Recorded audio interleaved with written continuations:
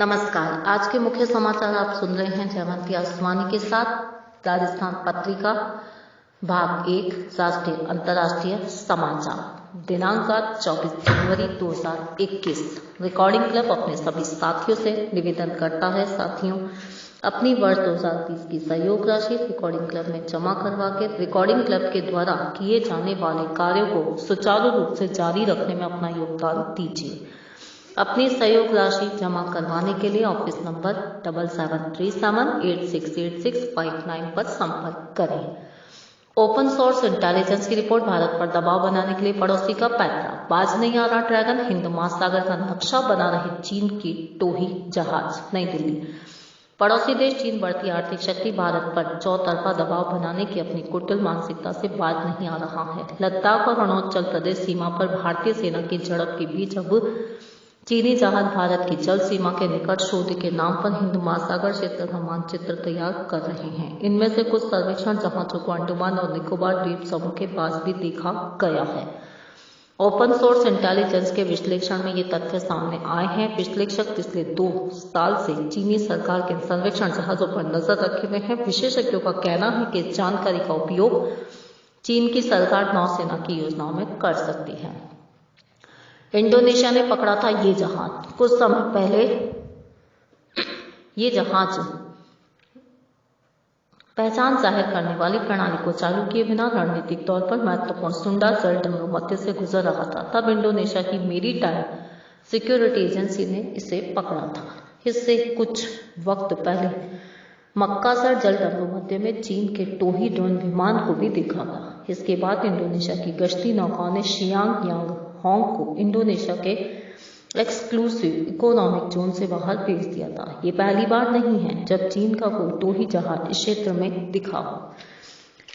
9वें दौर की कमांडर स्तरीय बैठक आज। भारत व चीन के बीच कमांडर स्तर की 9वें दौर की वार्ता रविवार को होगी। ये बैठक भारत में चुशुल सेक्टर की दूसरी ओर स्थित मोल्डो में की जाएगी। बैठक का लक्ष्य पूर्वी लद्दाख में जारी तनाव का समाधान निकालना होगा। बैठक में विदेश मंत्रालय के प्रतिनिधि के भी शामिल होने की संभावना है। 2019 से चीनी जहाज शियांग यांग होंग 3 का सफर पीली रेखा ऑटोमेटिक आइडेंटिफिकेशन सिस्टम द्वारा रिपोर्ट की गई जहाज की पोजीशन। सफेद रेखा हिंद महासागर और दक्षिणी चीन सागर में विभिन्न देशों के एक्सक्लूसिव इकोनॉमिक जोन। इमरजेंसी के कानूनी हकों पर सिंघवी ने लिखी किताब। नई दिल्ली। सुप्रीम कोर्ट में वरिष्ठ अधिवक्ता और राज्यसभा सांसद अभिषेक मनु सिंघवी और जिंदल ग्लोबल लॉ स्कूल के एसोसिएट प्रोफेसर खगेश गौतम की the law of emergency powers comparative common law perspective पुस्तक का विमोचन शनिवार को सुप्रीम कोर्ट के न्यायाधीश NV रमन्ना, सूर्यकांत, संजय किशन कौल और DY चंद्रचूड़ ने किया। वर्चुअल समारोह के बतौर मुख्य अतिथि न्यायाधीश रमन्ना ने 1975 के आपातकाल का जिक्र करते हुए कहा कि आपातकाल के समय लोगों को अपने अधिकारों का पता नहीं था। इसका नुकसान आने वाली पीढ़ियों को भुगतना पड़ा। न्यायाधीश सूर्यकांत ने कहा कि कानून पुस्तक में आपातकालीन शक्तियों के कानूनी व संवैधानिक पहलुओं का बारीकी से अध्ययन किया गया है। रेलवे का पेपर लीक, कर्मचारी गिरफ्तार। पश्चिम रेलवे में जूनियर क्लर्क और वाणिज्यिक पश्चिम क्लर्क के पद के लिए हुई प्रतियोगी परीक्षा का प्रश्न पत्र लीक होने के मामले में 4 रेलवे कर्मचारियों को गिरफ्तार किया गया। यह परीक्षा मुंबई के रेलवे रिक्रूटमेंट सेल में 3 जनवरी को आयोजित की गई थी। इसका पेपर लीक होकर कुछ घंटों पहले व्हाट्सएप पर परीक्षार्थियों के पास आ गया। मुंबई चर्चगेट विजिलेंस अधिकारियों ने गुजरात के सांवरकुंडला स्टेशन पर छापा मार 4 कर्मचारियों को पकड़ा। मंगोलिया के PM ने दिया इस्तीफा, कोरोना कुप्रबंधन का बना वजह। उलान बातार। मंगोलिया के प्रधानमंत्री सूरलसुख उखना ने राजधानी उलानबातर में कोरोना नियंत्रण उपायों के खिलाफ विरोध प्रदर्शन के 1 दिन बाद इस्तीफा दे दिया। PM उखना ने इस्तीफा और सरकार को भंग करने का प्रस्ताव सौंपा। कोरोनाग्रस्त महिला के मां बनने के बाद अस्पताल प्रशासन ने ठंड के मौसम में पर्याप्त कपड़े नहीं दिए। क्वारंटाइन सेंटर पैदल ले जाया गया। इसके बाद हंगामा हो गया। गणतंत्र दिवस परेड नजर आएंगे कोरोना से लड़ने के प्रयास, झांकियों की सज धज। गणतंत्र दिवस की ड्रेस रिहर्सल के दौरान राजपथ पर विभिन्न राज्यों की झांकियां। तस्वीर में सबसे आगे उत्तराखंड की झांकी केदारखंड है। झांकी के अग्रभाग में राज्य पशु कस्तूरा मृग को दर्शाया गया है। नाबालिग बेटे के यौन उत्पीड़न के आरोपी महिला को जमानत। कोची। नाबालिग बेटे का यौन उत्पीड़न करने के आरोप में पॉक्सो एक्ट के तहत गिरफ्तार हुई मां को केरल हाईकोर्ट ने जमानत दे दी। कोर्ट ने कहा, मां व बच्चे का संबंध बच्चे के जन्म लेने से पहले का होता है। मां 9 माह तक बच्चे को गर्भ में रखती है। इस मामले में ममता की पवित्रता पूरी तरह से तार-तार हुई है। कोर्ट ने महिला पर लगे आरोपों को दुर्लभ बताते हुए केरल पुलिस प्रमुख को जांच के लिए महिला IPS अफसर को नियुक्त करने व उनके नेतृत्व में SIT बनाने का निर्देश दिया। कोर्ट ने कहा, यदि किसी ने बच्चे को मां के ऊपर आरोप लगाने के लिए मजबूर किया है तो उसके खिलाफ भी मामला दर्ज किया जाए। टूरिस्ट ट्रेनों में क्रूज में मिलेगी विदेशी शराब। लखनऊ। UP सरकार अब ट्रेनों व क्रूज शिप में भी विदेशी शराब बेचेगी। इससे सरकार को राजस्व में फायदा होगा। ट्रक चलाकर देंगी सशक्त नारी का संदेश। सूरत। सशक्त नारी सशक्त भारत को सार्थक करने के लिए गुजरात के सूरत जिले की बाइकर 42 वर्षीय दुरैया तपिया 35 दिनों तक ट्रक चलाकर 10,000 किलोमीटर का सफर तय करेंगी।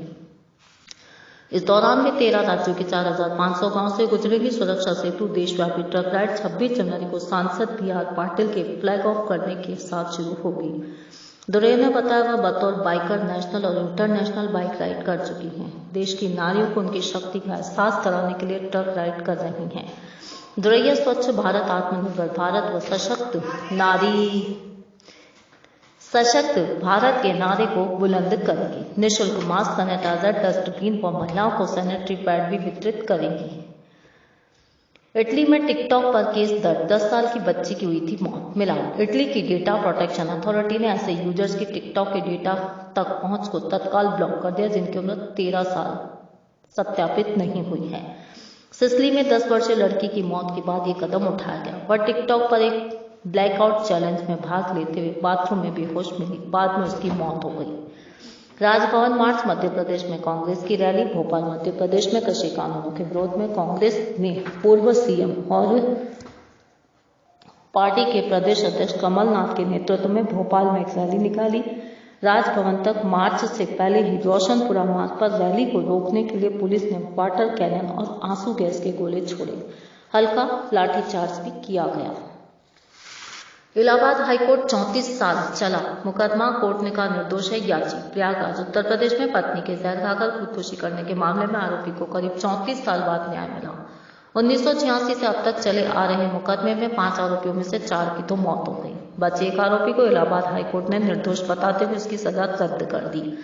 8 जनवरी 1988 को सेशन कोर्ट ने माता दीन को पत्नी की हत्या, शव जलाने, साक्ष्य मिटाने के आरोप में 10 साल की सजा सुनाई। माता दीन के साथ ही अन्य परिवार के लोग हरिदास, छेदालाल, सोबरन, पड़ोसी विजय कुमार को 1-1 साल की सजा सुनाई। आरोपियों ने सेशन कोर्ट के फैसले को हाई कोर्ट में चुनौती दी। मुकदमा लंबा चला। इस दौरान पति, माता दीन सहित 4 आरोपियों की मौत हो गई। गो एयर 859 में कराएगी हवाई यात्रा। नई दिल्ली। एयरलाइन गो एयर ने घरेलू नेटवर्क पर बेहद कम किराए में यात्रा के लिए 10 लाख सीटों की पेशकश की है। गणतंत्र दिवस से पहले घोषित सीमित अवधि की इस पेशकश के तहत किराया दरें 859 रुपए के निचले स्तर तक होंगी। टिकटों की बुकिंग 29 जनवरी तक की जा सकती है। यात्रा 1 अप्रैल से 31 दिसंबर तक कर सकती है। हाथी पर फेंका जलता कपड़ा, झुलस कर मरा। नीलगिरी। तमिलनाडु में जानवरों के साथ क्रूरता का एक मामला सामने आया है। नीलगिरी जिले में कुछ लोगों ने एक हाथी के ऊपर जलता कपड़ा फेंक दिया जिससे उसकी मौत हो गई। मामले में पुलिस ने 2 लोगों को हिरासत में लिया है। वन अधिकारियों के मुताबिक हाथी 40 साल का था। मसीनागुड़ी के निजी रिजॉर्ट में जलता हुआ कपड़ा फेंका गया। हाथी को मेडिकल केयर फैसिलिटी में ले जाते समय उसकी मौत हो गई। मामले के एक वीडियो के आधार पर प्रशांत और रेमंड डीन के नाम के 2 लोगों की पहचान हुई है। उन्हें गिरफ्तार किया गया है।